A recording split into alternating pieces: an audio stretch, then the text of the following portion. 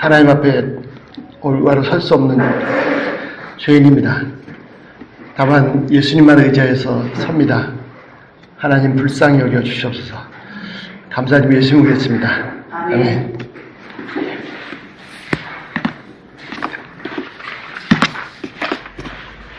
예.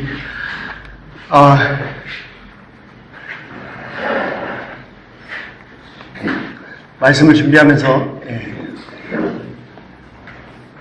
항상 느끼는 거지만 말씀을 보면 볼수록 절대로 전할 자격이 없는 사람입니다. 자격이 전혀 없는데 저도 이제 다시 한번 이 말씀대로 살고자 결단하고 새롭게 결단하고 기도하는 마음으로 말씀을 같이 나누고자 합니다. 오늘이 부활주일인데요. 하필이면 또 4월 4일입니다. 사자가 2개나 겹쳤습니다. 사람들이 사자를 싫어하잖아요. 죽은 사자라고 발음이 똑같아가지고 싫어하잖아요. 근데 또 사자가 2개나 겹쳤네요. 그래서 제가 기억을 더듬어 보니까 그리고 달력을 회상해 보니까 2010년 부활주일이 4월 4일이었어요. 11년 전에. 제가 목회하던 지역에 이렇게 교회들이 부활주일이 되면 같이 연합으로 예배를 드렸습니다. 그리고 그날 설교를 이제 목사님들이, 교회들이 돌아가면서 하는데, 하필 2010년 4월 4일 부활주일이 저희 교회 차례여서 저보고 설교를 하라고 하더라고요. 하필이면 왜 사자가 2개씩이나 들어간 날 부활절 설교를 해야 되는가 엄청 고민했습니다. 나중에 보니까 저 혼자 고민한 것 같아요. 이걸 어떻게 해야 되나. 그런데 이번에도 목사님께서 이번 주일 부활절은 저보고 설교하라고 하셔가지고 하려고 딱 보니까 오늘도 4월 4일이네요. 사자가, 죽은 사자가 2개나 돌아갔네요. 근데 참 하나님께서 은혜를 주셨습니다. 그래서 11년 전에 부활절 설교를 어떻게 전했냐면, 예수님께서 죽음을 죽여버리셨습니다. 그래서 2개입니다.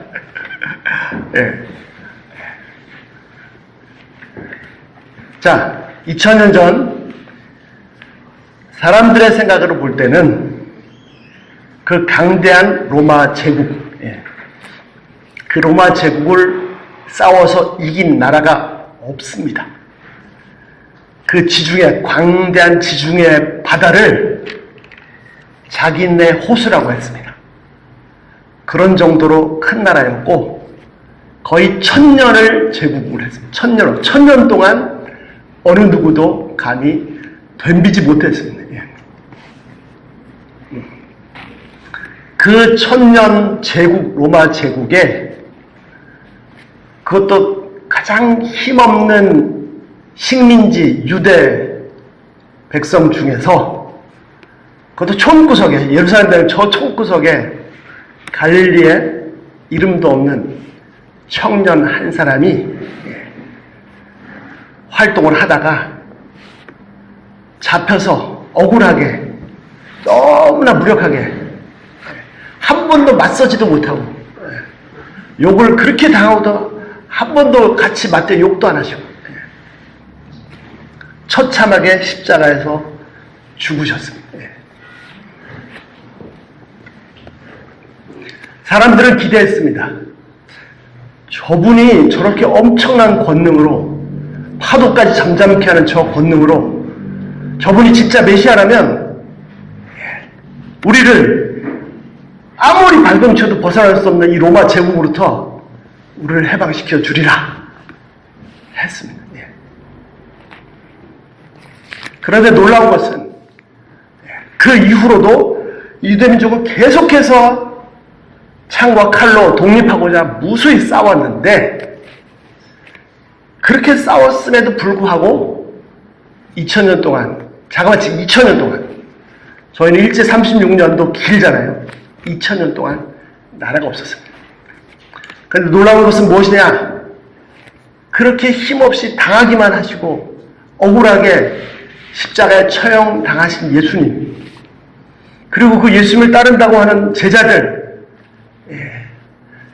잡으면 잡혀가고 사자굴에 던지면 던져지고 사자에 밥으로 주면 밥이 되고 욕을 하면 욕을 당하고 찍소리도 못하고 죽어갔던 그 사람들, 그 나라는 놀랍게도 313년 로마 제국을 정복하고 로마의 국교가 됐고 지금도 2000년 동안 계속해서 그 하나님의 나라가 확장돼 가고 있습니다. 도대체 그 비밀이 뭡니까? 도대체 무슨 파워가 있어요? 무슨 권능이 있었기 때문에 그렇게 막 창과 칼로 맞서 싸웠던 그들은 2000년 동안 나라 없이 떠돌아다니고 맨날 당하고 욕먹고 잡혀가고 죽임당하는 그 나라는 로마를 정복하고 천년제국 로마를 정복하고 지금도 하나님의 나라를 확장해 가고 있습니다. 그 권능이, 그 파워가 도대체 어디에서 나온 겁니까? 여러분 속지 마십시오. 최근에 통계 자료에 의하면 기독교가 감소하고 있다고 합니다. 속지 마세요. 아주 김상원 목사님이 아주 예리하게 뚫어보셨습니다. 물론 교회에 출석하는 사람의 숫자는 줄어들고 있습니다. 그러나 물론 또 교회에 출석한다고 해서 다 예수를 믿고 구원받은 것은 아니죠. 그 구원받은 사람의 숫자는 절대로 줄지 않습니다. 절대로 줄지 않고 한 번도 줄은 적이 없습니다. 왜? 예수님께서 하나님께서 말씀하세요. 내 손에서 빼앗을 자가 없다. 절대로 잠시 타락할 수는 있습니다. 그러나 주님께서 한번 구원하신 사람을 마귀가 와서 뺏어갈 수가 없습니다. 주님께서 내게 주신 사람을 한 사람도 잃은 자가 없다. 절대로 구원받은 사람의 숫자가 준 적이 없습니다. 지금도 늘고 있습니다. 이 권능이 도대체 어디서 나온 겁니까? 이 파워가 도대체 어디서 나온 것입니까? 이 파워가 군사력도 아닙니다. 군사력이 로마보다 더 세서 로마를 정복한 게 아닙니다. 무슨 황제의 권세를 넘어섰기 때문에 아닙니다. 경제로도 아닙니다. 도대체 이 권능이 인간의 탁월한 사상적 그런 것도 아닙니다. 이 권능의 비밀이 무엇입니까? 이 권능의 비밀은 바로 여러분과 우리가 받은 바로 예수 그리스도의 십자가와 부활의 권능입니다. 비교할 수 없는 권능을 우리가 지금 가지고 있습니다. 그런데 이걸 못 쓰면 정말 맥없이 당하는 거죠. 이 시간 이 말씀을 통해서, 빌립보 말씀을 통해서, 바울을 통해서 저희도 이 권능을 다시 한번, 이미 나에게 주어진 이 권세의 힘을 다시 한번 회복할 수 있기를 기도합니다. 자, 본문 보시겠습니다. 빌립보서 3장 7절입니다. 빌립보서 3장 7절. 그러나 무엇이든지 내게 유익하던 것을, 바울이 뭐라고 합니까? 지금까지 내게 다 좋았던 것, 유익했던 것을 어떻게 한다고요? 내가 그리스도를 위해서 다 해로 여긴다. 나한테 좋았던 거 다 손해로 여깁니다. 바울은요, 지성인이었습니다.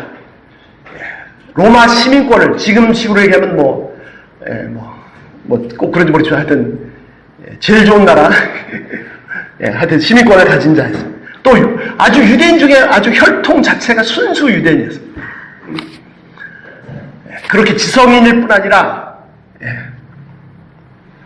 또 율법으로도 흠잡을 것이 없는, 완전한 하나님의 법들 다 지켜 행한 그런 사람, 자랑할 것이 너무너무 많은 사람이었습니다. 그런데 뭐라고요? 이 모든 것을 다 해로 여긴다. 해로. 아이고, 다 갖다 버려. 이 가죽 쓰면 다 손해야. 해로 여긴다. 왜요? 왜? 8절. 또한 모든 것을 해로 여김은 그 이유가 있습니다. 뭐죠? 내 주 그리스도 예수를 아는 지식이 가장 어떻기 때문에 가장 고상하기 때문이라. 바울이요, 바보가 아닙니다. 뭘 취하면 내가 이익이 되는지를 알고 있습니다. 그런데 모든 것을 손해로 여기는 이유가 있는데 진짜 보물이 있기 때문에, 진짜 값진 것이기 때문에. 그건 뭡니까? 내 주 예수 그리스도를 아는 것이 가장 고상해요. 이게 가장 고상하단 말이 뭐냐면 그 초월, 서페이스, 탁월한, 비교할 수 없이 뛰어난, 그 어떤 것도 비교 대상이 될 수 없는 그 정도로 가장 탁월하고 값진 것이기 때문에, 그래서 모든 것을 다 지금까지는 자랑스럽게 여겼는데 다 손해로 여겼습니다. 내가 그를 위하여 모든 것을 잃어버려, 이런 거 다 갖다 버리기를 원해. 이거 가지고 있으면 예수님을 얻을 수 없으니까. 더 나아가서 어떻게 해요? 배설물로 여겼습니다. 일단 똥이야. 이렇게 갖다 버려. 아유, 누가 자기 칭찬하면 아이고 똥이네. 너 돈이 들어오면 아이고 똥이네. 그렇다고 무조건 돈 버리지 마세요. 주신 건 잘 관리해야지, 청지기로서. 내 거가 아니다. 내 거가 아니라 하나님이 청지기로. 무슨 권세가 주었다? 다 배설물이었습니다. 그 이유가 뭡니까? 오직 예수님을 아는 것이 가장 고상하기 때문에. 자, 좀 더 구체적으로 합니다. 자, 바울의 일생의 목표가 딱 두 가지입니다. 딱 두 가지. 8절 끝에 뭐라고 되어 있습니까? 그 목표가 뭡니까? 첫 번째, 그리스도를 얻고. 네, 그리스도를 얻고. 자, 예수님을 아는 게 가장 뛰어난, 비교할 수 없이 세상에 무슨 철학, 뭐 사상, 종교, 뭐 권세 다 갖다 바쳐도 이거 다 쓰레기다. 이거는 정말 반푼어에 500원의 가치도 없는 다 쓰레기다. 왜? 예수님을 아는 것에 비하면 진짜 쓰레기거든요. 네. 그래서 예수님을 알기를 원하는데 어떻게 구체적으로 두 가지. 첫 번째, 그리스도를 얻고.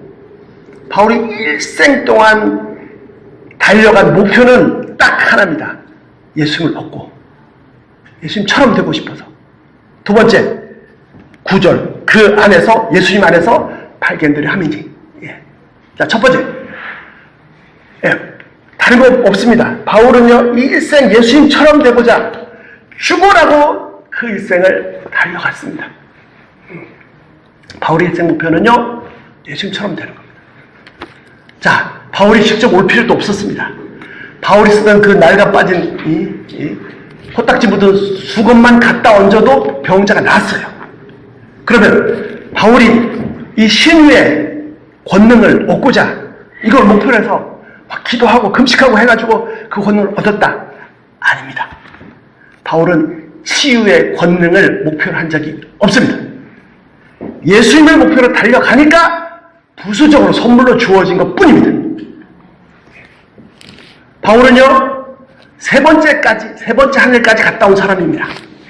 그러나 바울의 목표가 그렇게 깊은 영적인 세계를 체험하고자 금식하고 기도하면서 하나님, 저는 더 깊은 영적 세계를 체험하겠습니다 하면서 그 영성의 목표를 둔 적이 없습니다. 다만 그리스도를 향해서 예수님처럼 되고자 달려가다 보니까 그런 것도 선물로 얻었습니다. 바울은 위대한 선교사입니다. 기독교 2000년 역사에 바울보다 위대한 선교사 몇 사람 손꼽을 거의 건질 사람이 없을 것입니다. 그러나 바울의 목표는 선교도 아닙니다. 예수님을 향해서 달려가다 보니까 그런 위대한 선교사가 되었습니다. 바울은 신학적으로도 탁월한 사람입니다. 기독교 역사의 세 사람, 바울, 켈빈, 바르트. 구대 신학자 중에 탁월한 사람은 뭐냐? 그 사람이 얼마나 뛰어난지를 어떻게 알 수 있습니까? 바울이 쓴 편지를 얼마나 이해했느냐입니다. 바울은 진짜 신학적으로 탁월한 사람이었지만 바울이 그 신학적인 깊이를 알고 싶어서 그걸 목표로 달려간 적이 없습니다. 오직 그리스도를 얻고자, 예수님을 얻고자 달려가다 보니까 그런 깊은 신학의 세계까지 들어가게 된 것입니다. 바울이 일생 목표는요, 그 어떤 것도 아니고 오히려 다른 걸 다 배설물로, 죄송합니다, 똥으로 여기고 오직 그리스도를 얻고자 달려갔습니다. 두 번째, 그 안에서 발견되려 함이니. 바울은 두 번째 목표, 늘 항상 예수님 안에서 발견되기를 기도했습니다. 원했습니다. 간절히 원했습니다. 왜? 처음에 자신이 의롭게 된 것이 그리스도 안에서 됐기 때문입니다. 9절, 내가 가진 의는 율법에서 난 것이 아니요 오직 그리스도를 믿음으로 말미암은 것이니 곧 믿음으로 하나님께로부터 난 의라. 바울은요, 유대인들이 얘기하는 것처럼, 바리새인들이 얘기하는 것처럼 율법 가지고 따지면 바울이 얘기합니다. 율법으로는 나는 흠이 없다. 나는 다 지켰다. 일주일에 2번 금식하고 10일 자고, 죄를 진 적이 없고 가늠한 적도 없고 이 말씀 그대로 다 살았다. 하지 말라고 다 안 하고 하라고 다 하고 흠 잡을 것이 없었습니다. 그런데 뭐라고 합니까? 그는 진짜로 그게 의인 줄 알았었는데 그것도 다 쓰레기였어요. 왜요? 아무리 그랬다고 할지라도, 그 이상을 했다고 할지라도 하나님 앞에서는 죄 없다고 할 수 있는 사람이 한 사람도 없습니다. 어떻게 인간으로 태어나서 하나님 앞에 섰는데 내 속을 막 간, 태포, 심장까지 내 마음을 다 읽으시는 하나님 앞에서 죄 없습니다 라고 할 수 있는 자가 누가 있겠습니까? 오히려 자신이 세웠던 그 의가 자신 죄인도 망각하게 만드는 가증스러운 의가 된 거죠. 그래서 무너졌습니다. 이런 죄인을. 그런데 그런 죄인을 처형해 버리지 않으시고 오히려 불쌍히 여기셔서 그를 구원하셨습니다. 어떻게 해요? 처형을 예수님께서 대신 당하셔서, 그 처형을 내가 당했는데 예수님께서 당하셔서 이제는 나를 예수님처럼 완전하게 하나도 생각까지도 죄가 없는 완벽한 의인이라고 선고하셨기 때문입니다. 내가 의인된 것은 나에게서 난 것이 아니로, 율법으로 말미암은 것이 아니고 오직 그리스도를 믿음으로 말미암은 것입니다. 그리스도로 말미암아 주어진 의이기 때문입니다. 이런 죄인을 예수님을 옷 입히셔서 하나님께서 전혀 죄 없는 의인이라고 선고해버리셨습니다. 처음에 그리스도 안에서 비로소 의인 되었고 하나님과 자유케 되었고 하나님과 화평하게 되었습니다. 바울이 일생 간구하는 바가 뭡니까? 늘 항상 자신이 그리스도 안에서 발견되고자, 마지막 순간까지도 그리스도 안에서 발견되고, 그리스도 바깥에 나가는 순간 죽는 겁니다. 그런데 자꾸 그리스도를 잊어버립니다. 내가 이렇게 위대한 선교사인데, 내가 이렇게 대단한 목사인데, 내가 이렇게 헌신적으로 섬긴 성도인데, 내가 뭐 했는데 하면서 자꾸 그리스도 바깥에 자신의 의를 세우려는 순간에 하나님께서 우리에게 가증스러운 죄인, 그 속을 다 보시는 하나님 앞에서는 다 가증스러운 죄인을 보입니다. 바울은 두 가지, 그리스도를 얻고자, 두 번째 그리스도 안에서 발견되고자. 이것이 그의 일생의 목표였습니다. 그리고 이것이 바울이 위대한 사도 바울이 되게 한 것이고, 바울뿐만 아니라 모든 위대한 하나님의 사람들이 이 복음으로, 이 목표로 살았습니다. 우리도 마찬가지입니다. 자, 그리스도를 얻고자 하는데 구체적으로 그는 뭘 어떻게 했습니까? 자, 10절입니다. 10절 보시죠. 어떻게 해요? 내가 자, 예수님을 얻고자 합니다. 그리고 그리스도 안에서 늘 발견되고자 합니다. 여러분, 정말 진짜 내가 늘 항상 그리스도 안에서 발견되어야 됩니다. 예. 정말 감동합니다. 예. 그리스도 바깥에 나가는 순간 죽는 거죠. 자, 노아 홍수 때 누가 살았습니까? 의로운 사람이 살았습니까? 예. 거지를 도와준 사람이 살았습니까? 그런 거 가지고는 구원받을 수 없습니다. 누가 살았죠? 방주 안에 있는 사람이 사는 겁니다. 방주 바깥에 있는 죽는 겁니다. 그리스도 안에 있어 사는 겁니다. 그리스도 바깥에 있는 건 죽는 겁니다. 자, 구체적으로 어떻게 했습니까? 10절 첫 번째 하나씩 보시죠. 내가 뭘 원하냐? 목표가 뭐냐? 그리스도와 예수님처럼 똑같이 되고자.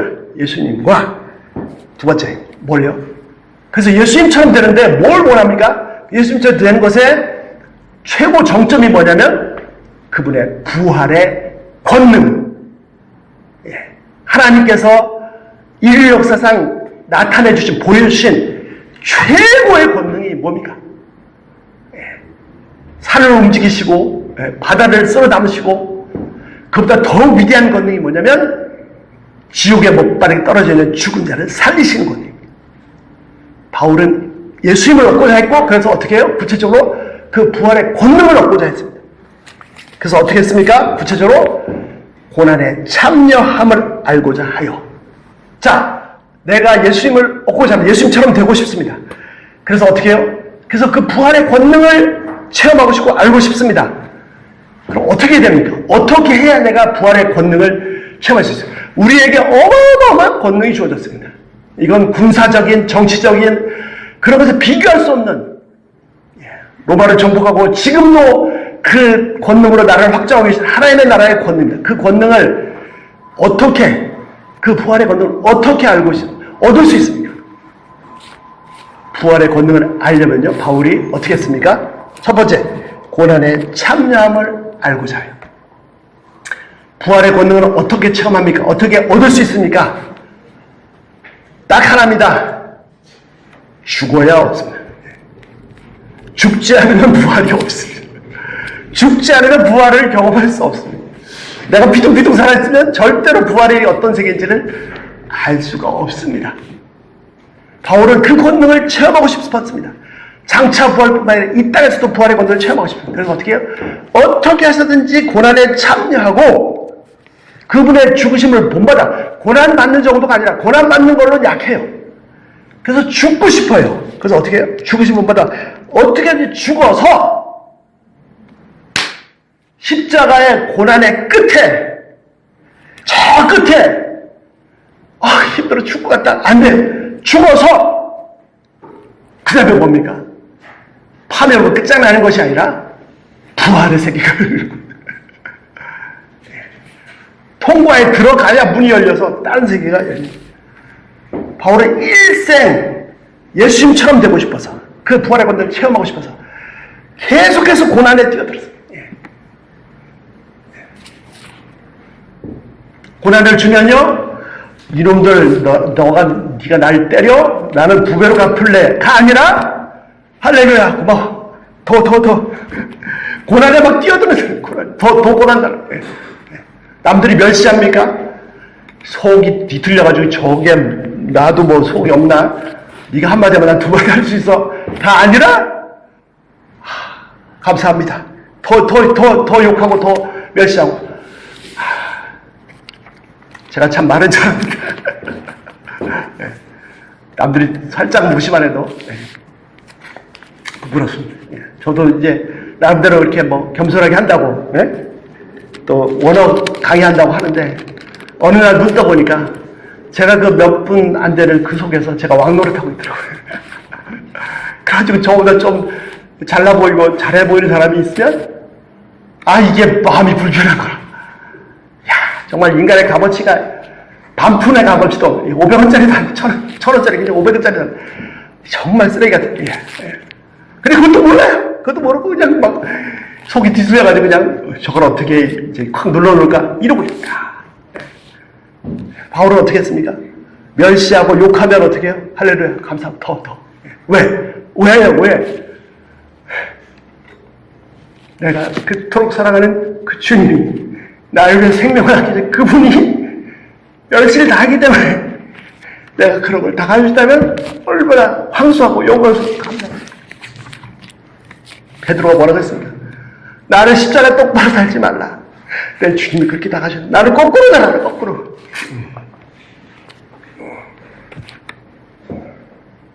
그 끝에서 부활의 전혀 다른 세상을 경험하는 겁니다. 이 자리에도 계신데 죄송합니다. 저희 성도님 가운데 그런 분도 계세요. 뭐 그분만이 아니죠. 많은 간증들을 제가 알고 있습니다. 직장에서 일하는데 좋은 크리스천이어서 어떻게든지 전도하고자. 그래서 섬기고 양보하고 섬기고 그래서 평판도 좋고 일도 잘하고 그렇게 하면 참 좋겠는데 꼭 하나 있어요. 이게 이상한 사람 하나 있어가지고 나는 최선을 섬기고 베풀고 하는데 이건 당연한 것으로 알고 막 다 챙기고 막 나를 막 아주 종 취급하고 정말 꼭지가 놀라면 미치겠어. 속이 다 뒤져. 근데 또 이게 한 번 할 수도 없고 그러다 또 한 번 터져서 그냥 같이 대판 싸우고 나서 또 회개하고 막 이렇게 살아야 되나. 근데 어떻게 해요? 또 섬기고 또 섬기고.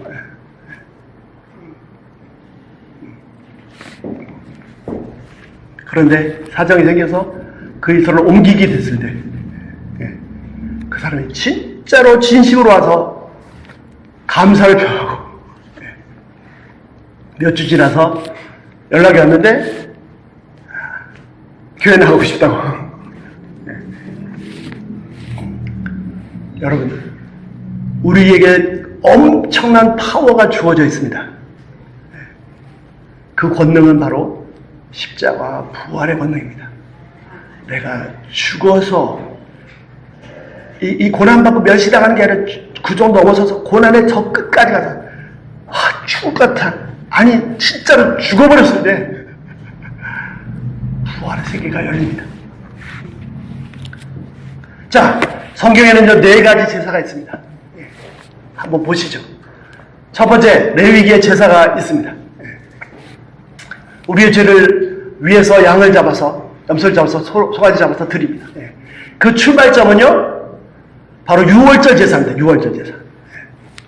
하나님께서 그 당시 세계 최강대국, 거기에 노예로 사는 이스라엘 백성들, 정말 소망이 없습니다. 소망이. 일제 36년도 긴 시간인데 400년을 노예 생활했습니다. 이게 무슨 소망이겠습니까? 어떻게 이 제국의 힘을 꺾고 우리를 해방시켜줄 게 도대체 세상 끝에 어디 있긴 한 건지 그냥 절망스럽게 노예로 살아갈 수밖에 없었어요. 그때 하나님께서 모세를 통해서 구원하셨습니다. 하나님 참 재밌으시죠? 하나님께서 그 세계에서 가장 강력한 군대를 가진 그 나라를 멸망시키시는데 하나님께서 뭘 쓰셨습니까? 무기를? 핵폭탄? 아니죠. 개구리, 파리 뭐 이런 거 쓰셨어요. 자, 그때 하나님께서 사용하신 무기 중에서 가장 강한 것이 뭡니까? 가장 센 무기가 뭡니까? 마지막 10번째 재앙, 장자를 멸하시는 죽음입니다. 죽음. 죽음은 그때뿐만 아니라 지금도 앞으로도 인류 역사상 인간을 괴롭히는 가장 큰, 사단이 쓰는 가장 강력한 무기가 죽음입니다. 죽음 앞에서는 아무도 꼼짝 못합니다. 평생을 막 그냥 손이 갈고리에 돼서 막 그냥 사람들 욕먹으면서 돌을 팍팍팍팍 긁어 모은 사람도 목에 칼이 딱 들어오면 어떻게 나도 되게 살려요. 죽음 앞에서는 장사가 없습니다. 그러나 그때 출애굽을 시키실 때, 그 백성을 그 민족을 구원하실 때 하나님께서 사용하신 가장 강력한 무기는 죽음이 아닙니다. 죽음보다 더 센 무기가 있었습니다.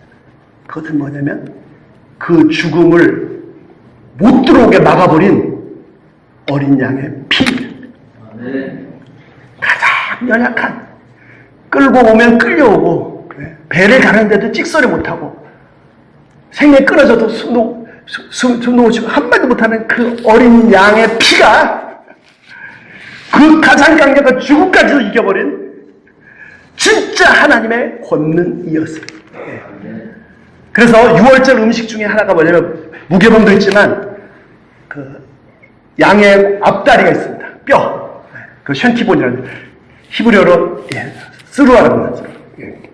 그게 이사야 53장에 똑같이 여호와의 팔이 그게 스루아입니다. 사람에게 팔이고 양에게는 이 어깨 뼈입니다.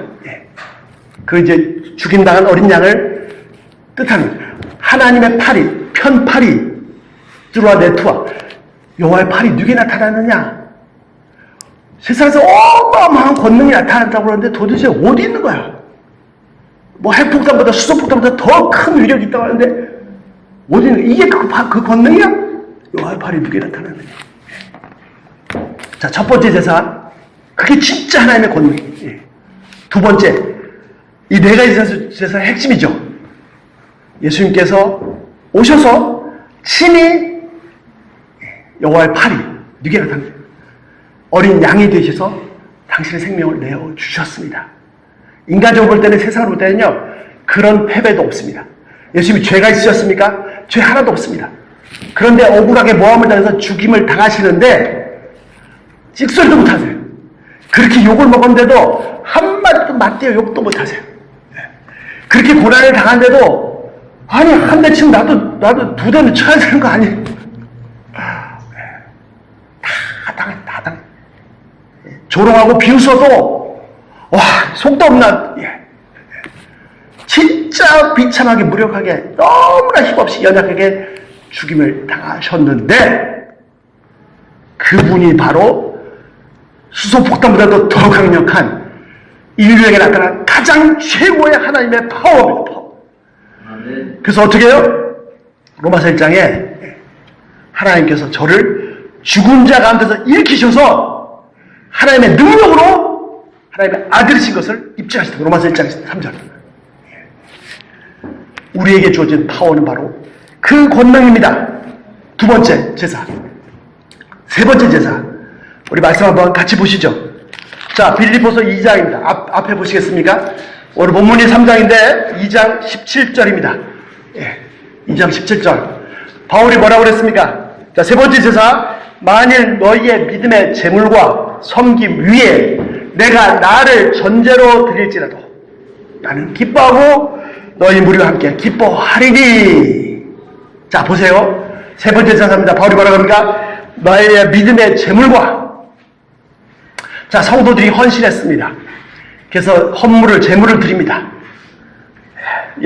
요즘은 이제 헌금을 하지만 옛날에는 뭐 곡식도 갖다 드리고 했죠.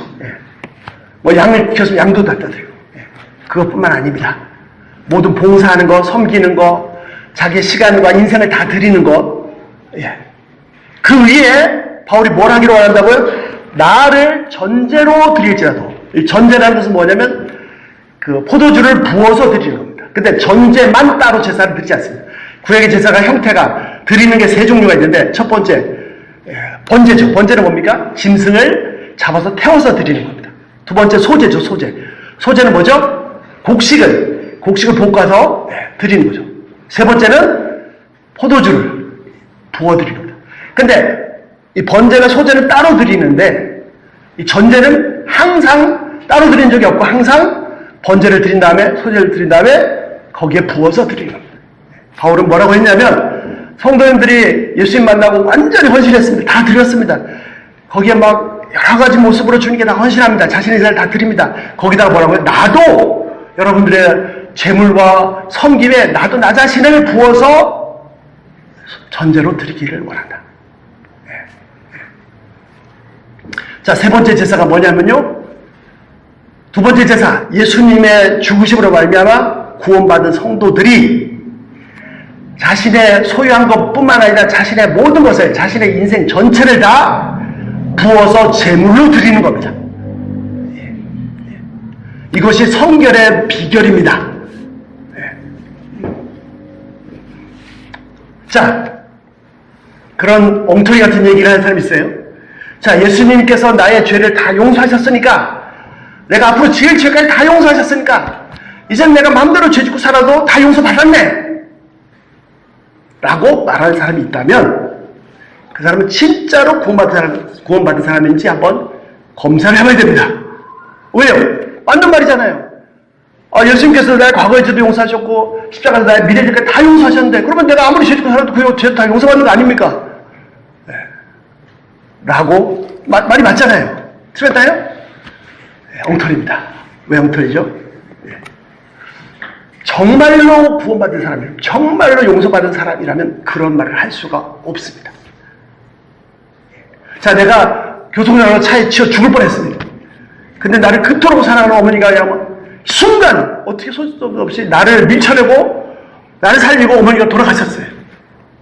그러면 나는 살았으니까 이제 마음껏 허락받을 때 막 살아도 괜찮다? 이게 말이 됩니까? 내 어머니가 나를 위해서 그 소중함을 돌아가셨는데 허랑방탕하게 살던 사람도 그렇게 다시 사는 걸 체험하면 정신 차리고 과거의 나쁜 행실 다 끊고 정말로 누가 시키지 않아도 올바로 똑바로 그 희생이 헛되지 않기 위해서 그 감사해서 살 것입니다. 우리가 받은 구원이 그런 겁니다.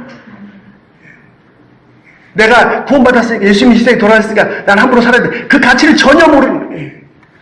어떻게 이런 죄인을 살리시고 그런 죄 없이 예수님을 희생할 수 있단 말입니까? 그 가치를 제대로 안다면 하나님의 말씀에 뭐 해라 하지 마라 이거 이전에 스스로 그 율법이 내 가슴판에 새겨져서 그 이상을 할 겁니다. 이상을. 그로도 부족할 겁니다. 바울이 얘기했죠. 고린도 5장 17절. 그 전에 하나님의 사랑이 나를 강권해서 나를 사로잡아서 나를 강권해서 나를 새로운 사람, 새로운 피조물을 만든 완전히 새로운 사람이 된 겁니다. 그 삶이 뭡니까? 이제는 과거는 내 마음대로 호랑방탕하게 살았는데 절대로 그렇게 살 수가 없어요. 이제 나를 완전히 다 하나님께 제물로 드려서 하나님께서 마음대로 하시도록 하나님께서 원하시는 그런 의리의 삶을 살 수밖에 없는 것이. 그 세 번째 제사는 뭐죠? 구원받은 성도들이 자신을 드리는 겁니다. 그래서 디모데 후서 바울이 뭐라고 그랬습니까? 바울이 디모데 후서 4장 6절 제가 읽어드리겠습니다. 전제와 같이 내가 벌써 부어지고 나의 떠날 시각이 가까웠도다. 나는 선한 싸움을 싸우고 나의 달려기를 마치고 믿음을 지켰으니 이제 온 나를 위해 의의 멸류관이 예비되었으므로 주 곧 나의 의로우신 재판장이 그날에 내게 줄 것이며 내게만 아니라 주의 나타내 사모하는 모든 자에게 도우리라. 바울이 그렇게 자신을 다 인생을 헌신해서 전제로 부어드렸습니다. 그리고 이제 로마 감옥에서 순교하기 전입니다. 자신이 죽을 걸 알았습니다. 자신 인생 끝난 걸 알았습니다. 어떻게 했어요? 큰일 났다. 제발 살려주세요. 나 살고 싶어요. 그렇게 했습니까? 아니요. 뭐라고 했습니까? 전제와 같이 내가 부어지고 나의 떠날 시간이 다가왔다. 내가 선한 싸움을 싸웠다. 나의 달력을 다 마쳤다. 이제는 나를 위해서 상급이 예비됐다. 마치 돌아가 개선장부처럼 돌아갑니다. 바울은 자신의 인생을 어떻게 결론졌습니까? 하나님께서 내게 하라고 하신 일 다 마쳤다. 또 뭐라고 했죠? 내 인생을 다 제물로 부어드렸다. 이게 세 번째 제물입니다. 네 번째 제사 보시죠. 로마서 15장입니다. 자, 로마서 15장 16절. 네 번째 제사. 제가 읽어드리겠습니다. 이 은혜는 곧 나로 이방인을 위하여. 자, 예수 안 믿는 사람을 위해서 그리스도 예수의 일꾼이 되어 이 복음을 전하는 하나님의 일꾼이 되었습니다. 근데 일꾼은 뭐하고 똑같으냐면요. 하나님의 복음의 제사장의 직분. 자, 내가 복음을 전하는 사람은 뭐라고 했냐면 하나님 앞에서 제사장이라고. 제사장. 우리는 다 제사장입니다. 제사장. 자, 제사장이면 제사를 지내야 될 거 아닙니까? 어떻게 제사 지냅니까? 이방인을 제물로 드리는 거. 와, 큰일 났다. 사람들 다 잡아다가 죽여서 제물로 드립니까? 아닙니다. 예수를 믿지 못해서 아직 죄 문제가 하나 해결되지 않아서 지옥이 예비된 그 사람들한테 당신의 죄가 다 용서받았습니다. 예수님께서 이미 죽으셨습니다. 라고 전해서 구원을 받게 할 뿐 아니라 천국으로 인도할 뿐 아니라 그 가치를 제대로 알려줘서 그 사람들도 나처럼 자신의 가진 것, 자신의 인생 전체를 다 하나님 앞에 제물로 드리도록 헌신하도록 네 번째 제사, 그런 제사를 드리는 제사장인 것입니다. 자, 그러면 좀 더 구체적으로 우리가 드려야 할 제사의 내용만 잠깐 살펴보겠습니다. 보시죠. 자, 베드로전서 2장입니다. 베드로전서 2장 21절부터 제가 천천히 읽어드리겠습니다. 그 앞에부터 자, 19절부터 자, 잘 들어보세요. 부당하게 고난을 받아도 자, 내가 잘못해서 고난을 받는 게 아니고 내가 잘했는데도 불구하고 올바르게 했는데도 고난을 당합니다. 부당하게 고난을 받아. 나는 하나님 뜻대로 하고자 했는데 고난이 있어요. 어떻게 해요? 하나님을 생각함으로 슬픔을 참으면 이는 아름다운 것이나 20절 죄가 있어 매를 맞고 참으면 무슨 칭찬이 있으리요. 죄가 있어서 고난을 당한다면 당연한 거죠. 그러나 선을 행함으로 고난을 받고 참으면 이는 하나님께서 아름다운 것이라. 그러면서 이제 본론에 들어갑니다. 21절 이를 위하여 너희가 부르심을 받았나니. 저희는 의를 행하도록 부르심을 받았고요. 저희는 의를 행해서 칭찬을 받도록 부르심을 받은 것도 있겠지만 의를 위해서 의를 행함으로 고난을 받도록 부르심을 받았습니다. 왜? 그 이유가 뭐냐면 그리스도도 너희를 위하여 고난을 받으사. 자, 이유가 나옵니다. 예수님께서 우리 때문에 고난을 받으셨습니다. 너희에게 본을 끼쳐 모범이 되셨어요. 우리를 구원하시는 구원도 되지만 선생님이 되세요. 스승님이 되세요. 이 길을 따라오라. 볼기쳐 그 자취를 따라오게 하셨느니라. 자, 예수님 모습을 보시죠. 첫 번째, 그는 22절 죄를 범하지 않으시고 그 입에 거짓도 참 세상에 거짓말이 너무나 많아요. 예. 하도 거짓말 해가지고 한두 껍을 벗겨서는 진실을 볼 수가 없어요. 예. 근데 예수님은요 전혀 거짓이 없었어요. 자, 보시죠. 23절 두 번째, 욕을 당하시되 맞대어 욕하지 아니하시고. 예. 아니 한마디 하면 내가 속이 없나 막 두세 마디 퍼부어야 되는 거 아니에요? 세 번째, 고난을 당하시되 한 대 치고 두 대 쳐야죠. 맞대어 위협도 안 하시고 그러면 안 돼. 그런 말씀도 안 하시세요. 오직 공의로운 심판에 부탁하셨으면, 자, 핵심입니다. 24절 친히 나무에 달려 그 몸으로 우리 죄를 담당하였으니. 예수님께서 앞장서 가셔서 우리에게 보여주신 모범이 뭡니까? 예수님께서 앞장서 가셔서 우리에게 보여주신 하나님의 정말 감당할 수 없는 최고의 권능이 무엇입니까? 사람들은 다 연약하다, 미련하다고 합니다. 그런데 이게 진짜 하나님의 권능입니다. 뭐죠? 그렇게 욕을 당했는데도요, 말 한마디 안 하셨어요. 못하시기 아닙니다. 안 하셨어요. 그렇게 핍박을 하고 고난을 하고 살점을 다 뜯어냈는데도 그냥 다 주셨어요. 왜요? 왜요? 이분이 힘이 없어서가 아니고, 이분이 그걸 할 수가 없어서가 아니라 그 모든 죄를 다 신이 감당하셨기 때문입니다. 우리의 모든 죄를 다 아무 말씀 안 하시고, 그래, 너희가 죄를 쏟아낼 수밖에 없구나, 내가 다 책임질게 하고 다 뒤집어 쓰셨기 때문에 같이 맞대어 욕하거나 같이 물리적으로 반응하지 않으셨고, 오히려 아버지 저들의 죄를 용서해 주시옵소서. 그 발자취를 따르는 모든 사람들이 다 그랬어요. 스데반이 숭배할 때도 뭐라고 그랬어요? 하나님 이 원수를 갚아주시려 했습니까? 하나님 저들의 죄를 용서해 주십시오. 무슨 짓을 하는지 모르는. 이것이 바로 우리가 가지고 있는 권능입니다. 더 나갑니다. 골로새서 1장 24절. 자, 본문 뒤에 보시죠. 골로새서 1장 24절입니다. 제가 읽어드리겠습니다. 나는 이제 너희를 위하여 받는 괴로움을 기뻐하고. 바울은요, 성도들을 위해서 고난을 받으며 기뻐했습니다. 사람들이 자신을 욕하면요, 이게 어떻게가 아니라 기뻐했어요. 그래, 네 죄는 내가 다 감당할게. 괜찮아. 하나님 저를 불쌍히 여겨주세요. 그리스도의 남은 고난을 그의 몸된 교회를 위하여 어디다 채운다고요? 내 육체에 채우노라. 너희들의 죄를 내 육체. 물론 바울이 감당하는 그 고난이 예수의 십자가의 구원의 고난은 아닙니다. 예수님의 십자가의 고난은 모든 인류를 구원하신 고난입니다. 그리고 예수님의 십자가의 고난에 남은 고난이 없습니다. 구원의 고난에서는 충분하고도 남습니다. 모든 죄를 다 용서하시고 남습니다. 그게 부족해서 바울이 자신의 육체를 채우는 것이 아닙니다.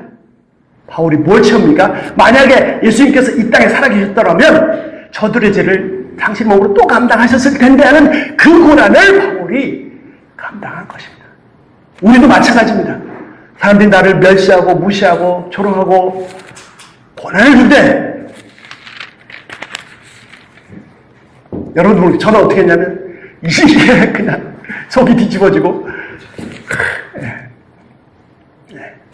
같이 나는 뭐 힘이 없어서 그런 줄 너만 잘났어. 어떻게 해요? 그래, 그 죄를, 여러분들의 죄를 내가 감당하겠습니다. 감사합니다. 왜? 예수님께서 그렇게 앞서서 감당하셨기 때문에. 그래서 고백합니다. 그리스도의 고난을 내 육체에 채우느라. 자, 갈라디아서 뭐라고 했죠, 바울이? 갈라디아서 6장 17절. 더 이상 나를 괴롭게 말라. 왜요? 갈라디아서 6장 10절. 내 몸에 뭘 가졌다고요? 그리스도의 흔적을 가졌노라. 그리스도의 흔적을 가져. 여러분, 우리 찬양도 했잖아요. 여러분, 예수님을 사모하죠. 사랑하시죠. 그런데 예수님을 처음 뵈면 어떻게 알아보겠습니까? 여러분, 예수님 얼굴을 진짜 보신 적 있어요? 전에 봤던, 꿈에 봤던 그 예수님이시네. 어떻게 알아봅니까? 오늘도 말씀 있었잖아요. 그 교도물이 있었잖아요. 어떻게 해요? 예수님께서 친히 못자국난 손과 발을 보여주시면서 나다. 우리가 어떻게 예수님을 알아볼 수 있습니까?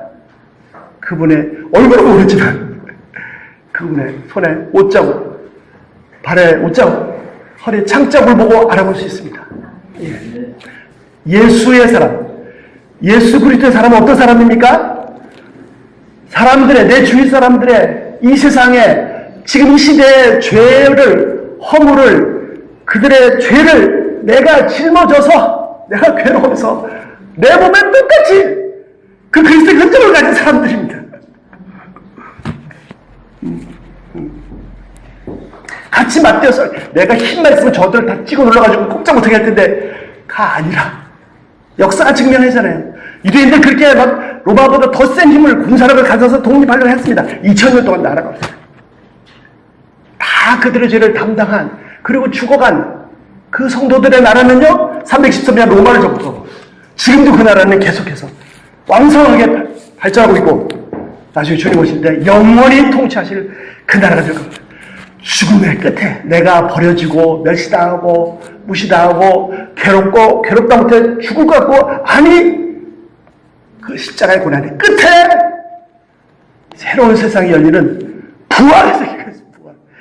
이것이 바로 우리에게 주어진 하나님의 권능입니다. 세상에서 가장 연약한 자 같으나 그 어느 누구보다도 가장 강하다. 하나님의, 바울이 고백하는 하나님의 가장 연약함이 인간의 가장 강함보다 수천억 배 더 강합니다. 미련한 자 같으나 가장 지혜로운 자입니다. 바울이 바보입니까? 바울이 왜 이렇게 미련하게 삽니까? 고생하면서 가장 미련한 자 같으나 가장 지혜로운 자입니다. 세상에서 하나님의 가장 미련하심이 세상에 가장 지혜로운 것보다 수천억 배 더 지혜롭습니다. 그래서 바울이 고백합니다. 한 구절만 더 보겠습니다.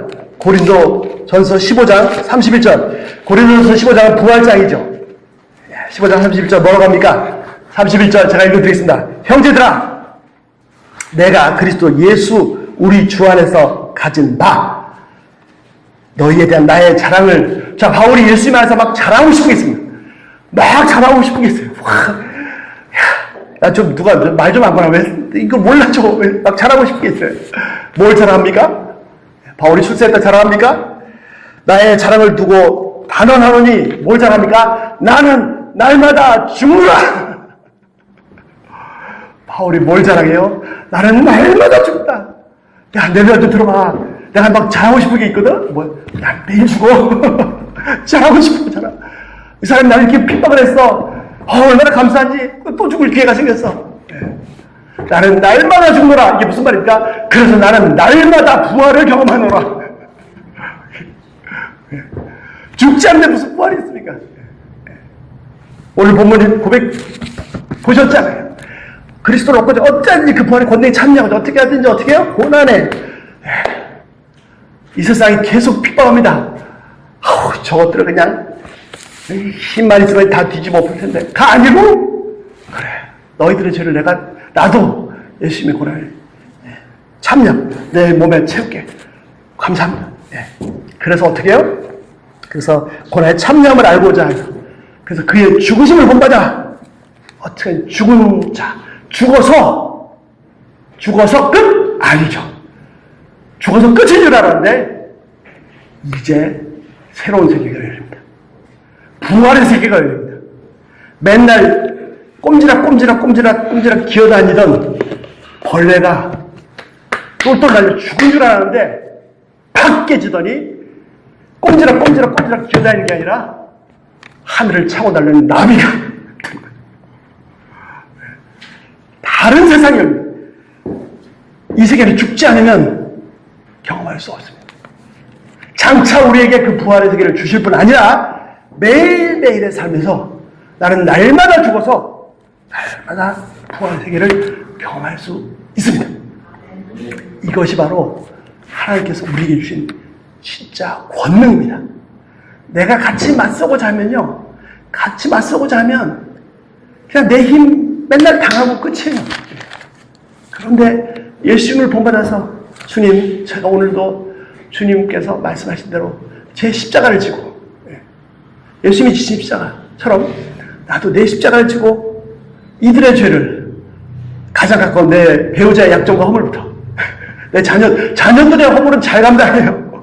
물론 잘 감당하지 않는 아주 나쁜 부모들도 있지만, 그래서 주위 사람들의 죄를, 허물을 다 내가 지고 같이 맞서는 게 아니라 죽어서 부활의 새로운 세계를 경험하는 겁니다. 이게 저에게 주어진 하나님의 권능입니다. 자, 투견 보시죠. 투견. 개들이 개싸움합니다. 그냥 그 사나운 개들이 그냥 송곳니 같은 이빨을 드러내고 막 침을 질질 내면서 서로 막 죽이려고 막 달려듭니다. 네. 한번 생각해 보세요. 네. 아, 저놈이 날 무시해? 저가 나한테 저런 말해서 날 쳤어? 네. 만약에 이 개가 좀 의식이 있다면 어떻게 하겠어요? 같은 개를 잡아먹으려고 하겠습니까? 이놈의 인간들 진짜 나쁘네. 왜 우리를 서로 잡아먹게 하는 거야? 하지 않겠습니까? 사탄은 우리한테 악을 악으로 갚아서 승리할 수 있다고 속입니다. 절대 속지 마십시오. 성경은 악을 선으로. 남들이 세상에서 올라가라 할 때 내려가고, 왕대 받으라 할 때 섬기고, 낮아지고, 칭찬을 세상은 원할 때 욕먹고, 소유하고자 막 갈길 때 나눠주고, 그렇게 해서 이 세상 죄를 내가 다 감당함으로 하나님께서 열으시는 정말 새로운 세계를 경험하는. 예수님 뭐라고 하셨습니까? 한 알의 미랄이 땅에 떨어져 죽지 아니하면 하나 그대로 그 미랄 하나 피둥피둥 살쪄가지고 잘 살고 그다가 죽어서 없어져 버리지만, 한 알의 미랄이 땅에 묻혀 죽으면 어떻게 된다고요? 수많은 열매를 거두는. 이게 하나님의 권능의 비밀입니다. 이게 우리가 받은 하나님의 파워입니다. 바울이 받은 복음이나 사도들이 받은 복음이나 저희가 받은 복음이 다르지 않습니다. 그 권능은 더 세게, 더 강하게 발휘될 수도 있습니다. 하나님께서 저희의 삶을 복주셔서 바울처럼, 아니 예수님 말씀하셨죠? 너희가 나보다 더 큰 일도 하리라. 저희의 삶 속에서 이 십자가와 부활의 이 권능의 비밀을 경험케 하시기를 기도합니다. 저희는 이 세상 사람처럼 똑같이 살다가 같이 망하는 사람들이 아닙니다. 이 복음으로 살아서 진짜 하나님의 은혜로, 사랑으로 세상을 정복하는 사람들입니다. 혹시라도 나한테 주어진 이 십자가와 부활의 복음의 권능이 뭔지를 몰랐다면 이 시간에도 새롭게 해서 새롭게 깨닫고 한번 실천해 보시고 진짜로 우리 삶 속에서 그 권능을 체험하시는, 경험하시는 그런 저희 한 분 한 분들이 되시기를 기도합니다. 세상은 정말 악합니다. 계속해서 비판하고 조여오고 있습니다. 정말 같이 막 어떻게 해버리고 싶습니다. 그러나 우리는 그렇게 살아요. 고난을 받고 매실을 당하고 죽어나가서 진짜 죽어버려서 부활의 세계를 경험하는, 진짜로 승리하는 사람들입니다. 이 은혜가, 이 경험이 저희에게 계속해서 나눠지기를 기도합니다. 날마다 죽어서 날마다 부활의 세계를 살 수 있기를 기도합니다. 같이 기도하겠습니다. 거룩하신 하나님, 하나님의 은혜를 감사합니다. 주님을 찬양합니다. 하나님, 예수님께서 십자가에 죽으셔서 계속해서 저희들을 고발하고 고소하는, 저것들은 죄인들입니다. 죽어마땅합니다. 계속해서 고발하는 그 사단의 아가리를 쳐막아버리셨습니다. 죄를 다 정복해버리셨습니다. 그것이 끝이 아니고 지옥의 밑바닥까지 내려가셔서 사막을 죽여버리시고 사막을 정복하시고 3일 만에 부활하셔서 저희들의 영원한 구세주가 되셨습니다. 하나님께서 하늘의 모든 권세와 권능을 다 그분께, 예수님께 넘겨주셨습니다. 저희도 자신의 의, 자신의 힘, 자신의 혈과 육으로 사는 사람들이 아니고 예수님의 그 권능으로, 십자가의 부활의 권능으로 사는 사람들입니다. 하나님 저희를 도와 주시옵소서. 저희 한 사람 한 사람 은혜를 베풀어 주시옵소서. 저희도 같이 정말 세상과 맞서 싸우고 싶습니다. 하나님, 그러나 그것이 저희의 파워가 아닙니다. 저희의 힘이 아닙니다. 하나님, 저희가 복음으로 살아서 복음으로 행하게 하여 주시고 복음으로 이 악들을, 죄들을 정복할 수 있도록 역사하여 주시옵소서. 감사드리며 예수님을 믿겠습니다. 아멘.